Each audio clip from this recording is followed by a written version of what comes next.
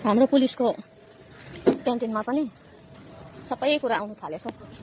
एकजनाको ग्यास सक्यो अरे, अनि के भन्छ ग्यास सक्यो अरे, अन्त इन्डक्सन अब अरू त उपाय केही छैन, मेरो पनि हिजो नै चेन्ज गरेको ग्यास हो, अन्त उपाय केही छैन भनेर चाहिँ लास्टमा धन्न आज सन्डे पनि खुल्ला रहेछ, पहिला त बन्द हुन्थ्यो, आज त खुल्ला रहेछ, अहिले चाहिँ खुल्ला हुँदो रहेछ। अन्त इन्डक्सन ल्याउनु आएको, आमामा खाना पकाउँदा पकाउँदै हतार हतार आएको। इन्डक्सन त राम्रो रहेछ, यस्तो रहेछ हो, सबै कुरामा चल्ने, कति राम्रो रहेछ हो। अनि दाम पनि त्यस्तो बेसी पर्दैन क्यान्टिनमा त। मैले चाहिँ यस्तो गरेर बोकेर लाँदैछु हो। अब फेरि ल्याएर मात्रै हुँदैन, अब फेरि पुऱ्याउनु पनि जानुपर्छ, अन्त सायद डेमो पनि दिनुपर्छ होला। खाना बसाइराखेर भात दाल बसाइराखेर आएको, अन्त यस्तै छ। कति राम्रो रहेछ हौ यो इन्डक्सन त, सबैमा हुँदो रहेछ हो, यस्तो छ हो, कति 2200 वाटको रहेछ हो, अन्त राम्रो रहेछ। अनि काँचको बर्तनदेखि लिएर सबैमा हुने। पहिला त अब इन्डक्सनकै बर्तन मात्रै हुन्थ्यो नि त होइन, अन्त अहिले चाहिँ अब मल्टीवाला रहेछ, राम्रो लाग्यो, राम्रो भयो। मेरो पनि छ, तर मेरो चाहिँ अर्कै खालको छ, मलाई त फेरि पुरा झमेला लाग्छ कि इन्डक्सन चलाउनु।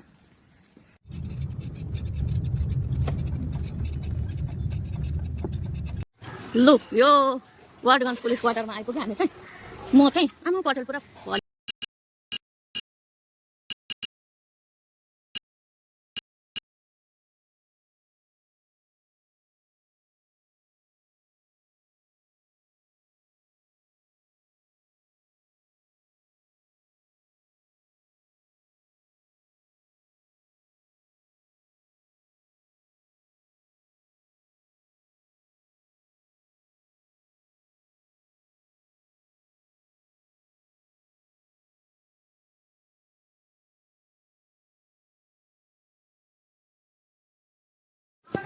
बोकाइ चम्केर हिँडेकै छ हो।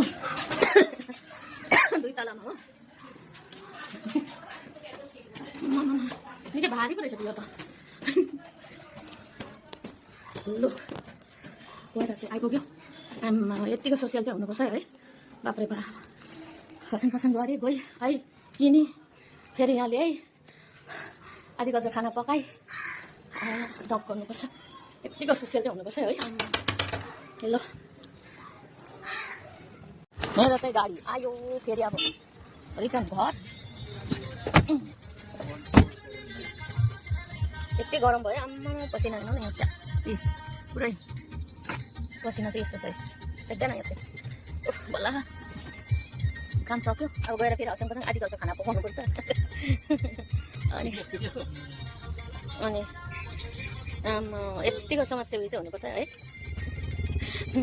के भन्छ बिचराहरूको ग्यास सकेर कस्तो प्रब्लम भइरहेको थियो हो। पुलिस क्यान्टिनबाट इन्डक्सन किने, गाडी बुक गरेँ, आदिको चाहिँ खाना पकाएँ, फेरि आएँ यहाँनिर फेरि पुरै सेट गरिदिइकन अब फेरि फर्केको, आम्मा बिहारै भयो है।